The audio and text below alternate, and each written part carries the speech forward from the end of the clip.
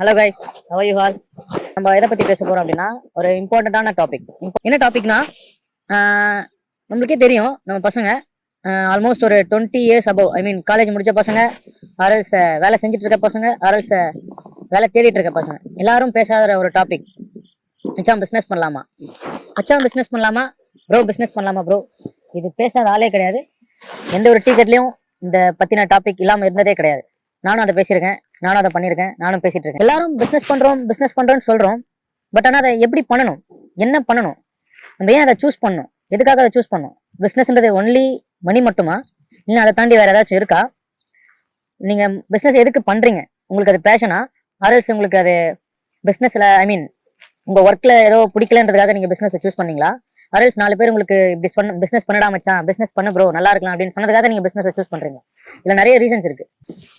So பிஸ்னஸோ என்டர்பிரினர்ஷிப்போ அதெல்லாம் எதுக்காக பண்ணுறோம், ஏன் பண்ணுறோன்றதை நீங்கள் ஒன்ஸ் யோசிங்க. ஓகேங்களா? அவங்க சொல்கிறாங்கன்றதுக்காக பிஸ்னஸில் வந்து குதிச்சுட்டு கஷ்டப்படாதீங்க. அவங்க சொல்கிறான்றதுக்காக ஒரு ப்ராடக்ட்டை சூஸ் பண்ணிவிட்டு வருத்தப்படாதீங்க. ஓகேங்களா? ஒரு பிஸ்னஸ் ஆரம்பித்து ஃபெயில் ஆனவங்க எத்தனை பேருன்றதை கூகுள் பண்ணி பாருங்கள். ஒரு பிஸ்னஸ்னால ஃபேமிலியில் என்னென்ன ப்ரெஷர் நடக்குதுன்றதை கூகுள் பண்ணுங்கள்.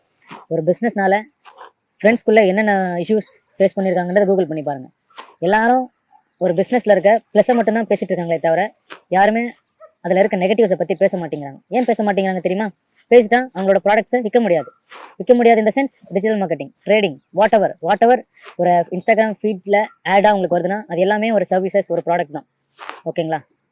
ஸோ அதில் இருக்க நெகட்டிவ் சொல்லிட்டா நீங்கள் அதை பற்றி வாங்க மாட்டீங்க, அது நீங்கள் அதை பற்றி பார்க்க கூட மாட்டீங்க.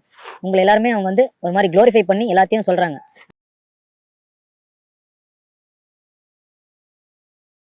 ஆனால் ரியாலிட்டி அப்படி கிடையவே கிடையாது. ஸோ அதை பற்றின ஒரு சின்ன ஐடியாஸை கொடுக்க தான் நான் இந்த வீடியோவை இப்போ நான் ஃபர்தராக ப்ரொசீட் பண்ண போகிறேன்.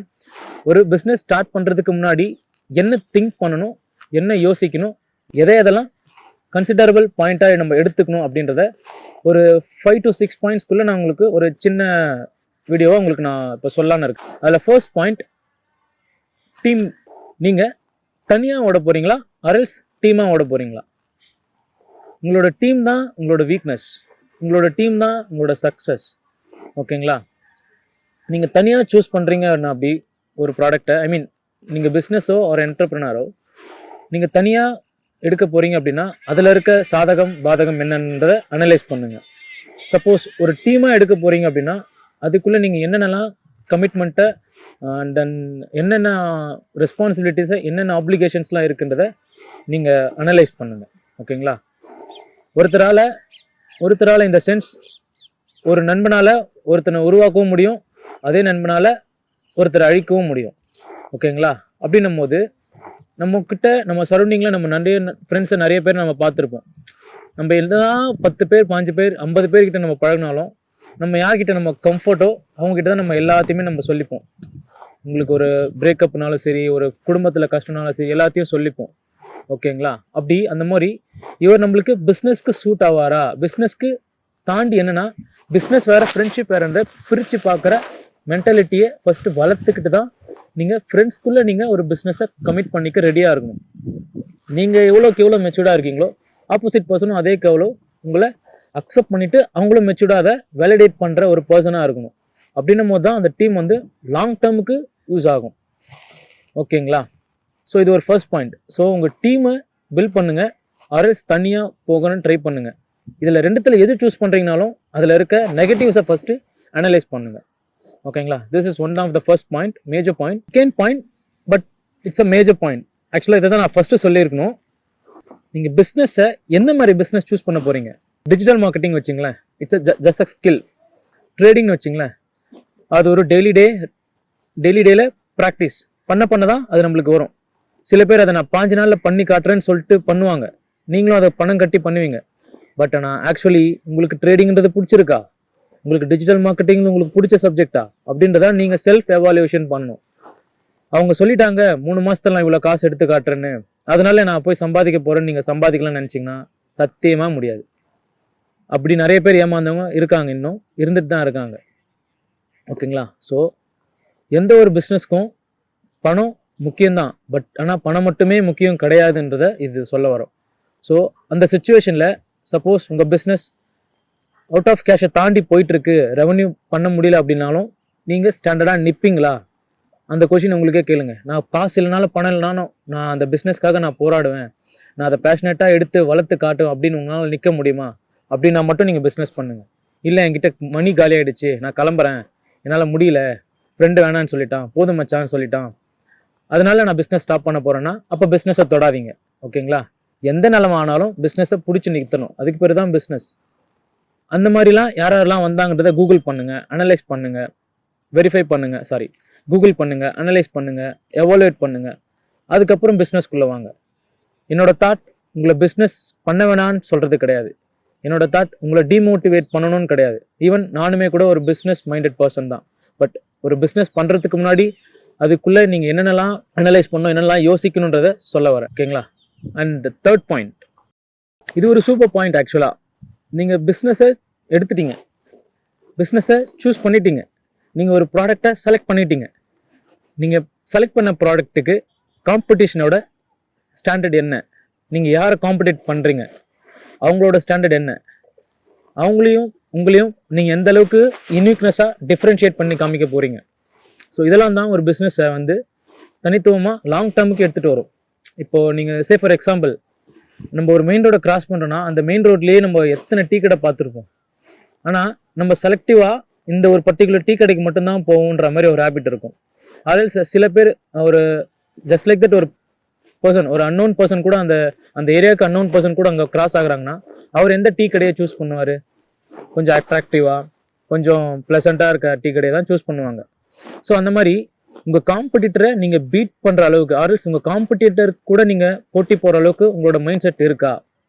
இல்லை நான் சூஸ் பண்ணுற ப்ராடக்ட் வந்து ரொம்ப யூனிக்காக இருக்க போகுது, என்னோட சர்வீஸில் என்னோட லைனில் வந்து காம்படிஷன் ரொம்ப கம்மி அப்படின்னு இருக்கா? ஸோ அந்த மாதிரி சூஸ் பண்ணி ஒரு பிஸ்னஸை எடுத்துகிட்டு போங்க. நான் ப்ரீவியஸாக சொன்ன பாயிண்டோட கண்டினியூட்டி தான் எதுவுமே ஆக்சுவலாக. நீங்கள் சூஸ் பண்ணுற ப்ராடக்ட், ஓகேங்களா?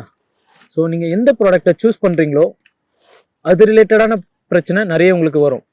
நீங்கள் ஃபுட்டை சூஸ் பண்ணுறீங்களா, சர்வீஸ் இண்டஸ்ட்ரியா, டிஜிட்டல் மார்க்கெட்டிங்கா, ட்ரேடிங்கா, எனி அதர் ஆர்ட் ரிலேட்டடான ஒர்க்ஸா, இந்த மாதிரி நிறைய இருக்குது. ஸோ இந்த மாதிரி நிறைய இருந்தாலுமே கூட ஆஸ் அ இண்டிவிஜுவலாக உங்களுக்கு என்ன பிடிக்கும், உங்களுக்கு எதை செய்ய பிடிக்குன்றத வச்சு தான் நீங்கள் ஒரு பிஸ்னஸை சூஸ் பண்ணமே தவிர, அவன் அதை பண்ணுறான் அதனால் நான் அதை பண்ணுறேன், அவன் அதை பண்ணிட்டான் அவன் அவ்வளோ சம்பாதிச்சிட்டானே அப்போ என்னாலேயும் முடியும் அப்படின்னா மட்டும் உங்களால் முடியவே முடியாது. ஓகேங்களா? எல்லாருக்கும் ஒரு இந்த யூனிவர்ஸில் ஒரு யூஸ் இருக்குது. என்ன சொல்ல வரேன்னா, when you are born it at the time of itself, உங்களோட பர்பஸ் வந்து இந்த உலகத்துக்கு கொடுக்கப்பட்டாச்சு ஆல்ரெடி. ஸோ அப்படின்னும் போது அவங்க போயிட்டாங்க, இவங்க போயிட்டாங்க, அவங்க பண்ணிட்டாங்க, இவங்க பண்ணிட்டாங்கன்னு நீங்கள் ரொம்ப அர்ச் பண்ணாமல் கொஞ்சம் பொறுமையாகவே பண்ணலாம், பிரச்சனையே கிடையாது. ஓகேங்களா? உங்களுக்கு மணி தான் முக்கியம் அப்படின்னா நீங்கள் எந்த வழியில் வேணாலும் சம்பாதிக்கலாம். ஐ மீன் இந்த சென்ஸ் நிறைய ஒர்க் பண்ணி நிறையா இன்வெஸ்ட் பண்ணி நிறைய பண்ணலாம். பட் மணியும் பிஸ்னஸ்ன்றது மணி மட்டும் சம்மந்தப்பட்ட விஷயம் இல்லை. It includes lots of emotion, lots of responsibilities, lots of sacrifices. நீங்கள் இதெல்லாம் பண்ணுறதுக்கு ரெடியாக இருக்கீங்களா? இதுக்கெல்லாம் நீங்கள் ரெடினா மட்டும் பிஸ்னஸ் பண்ணுங்கள், ஆர்எல்ஸ் பண்ணாதீங்க, லைஃப்பை வாழுங்க. ஒரு இம்பார்ட்டண்ட்டான பாயிண்ட்டு, இந்த இம்பார்ட்டண்ட்டான பாயிண்ட்டை நிறைய பேர் சொல்லியிருப்பாங்களா இல்லைன்னு எனக்கு தெரியல. மேபி சொல்லியிருக்கலாம், மேபி வேறு வழியில் சொல்லியிருக்கலாம். பட் நான் கொஞ்சம் ஸ்ட்ரைட் டு த பாயிண்ட்டாகவே சொல்கிறேனே. நீங்கள் எந்த ஒரு பிஸ்னஸ் பண்ணாலும் அதை ஒரு ஃபர்தர் லெவலுக்கு எடுத்துகிட்டு போகணும் அப்படின்னா நீங்கள் இந்த கம்பெனியை ரிஜிஸ்டர் பண்ண வேண்டியது இருக்கும். ரிஜிஸ்டர் இன் த சென்ஸ், இப்போது கம்பெனிக்கு ஜிஎஸ்டி வாங்குறதோ, ட்ரேட்மார்க் வாங்குறதோ, ஆர்எல்ஸ் உங்கள் கம்பெனியை ஒரு லிமிடெட் கம்பெனியாக ரிஜிஸ்டர் பண்ணுறதோ ஏதோ ஒரு பர்பஸ் இருக்கும். ஓகேங்களா?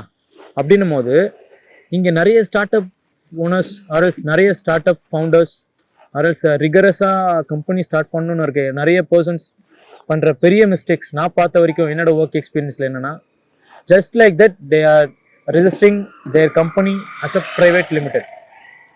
வை ப்ரைவேட் லிமிடெட்ன்றது எதுக்கு? அதை நீங்கள் ஏதாச்சும் என்றைக்குன்னா தேடி பார்த்துருக்கீங்களா? ஒரு எல்எல்பி இருந்தால் கூட நம்ம ஒரு நல்ல பிஸ்னஸ் பண்ண முடியும். ஒரு சோல் ப்ராப்பரேட்டராக கூட ஒரு நல்ல டர்ன் ஓவர் பண்ண முடியும், க்ரோஸ் அண்ட் க்ரோஸில். பட் ஆனால் people are actually doing this things continuously. எவ்வளோ ப்ரைவேட் லிமிடெட் கம்பெனிஸ் இந்தியாவில் ரெஜிஸ்டர் ஆகிட்டே இருக்குது தெரியுமா? Continuously day by day. அதில் இருக்க லீகல் கம்ப்ளைன்சஸோட எஃபெக்டிவ் என்ன தெரியுமா? ஸோ ஒரு லிமிடெட் கம்பெனி ரிஜிஸ்டர் பண்ணுறதால அதுக்குள்ளே நடக்கிற கம்ப்ளைண்ட்ஸை எந்த அளவுக்கு நம்ம மெயின்டைன் பண்ணணும்னு உங்களுக்கு தெரியுமா? அது ஸோ ஒரு ஸ்டார்ட் அப்பாக நடத்துகிற ஒரு கம்பெனிஸ்க்கு ப்ரைவேட் லிமிடெட்ன்றது முக்கியமே கிடையாது. ஆனால் இதை நான் என்னோட ஒர்க் எக்ஸ்பீரியன்ஸில் பார்த்த வரைக்கும் நிறைய கம்பெனிஸ், நிறைய ஃபவுண்டர்ஸ் ப்ரைவேட் லிமிடெட்னு வச்சுருக்காங்க. இது தேவையே கிடையாது. ஓகேங்களா?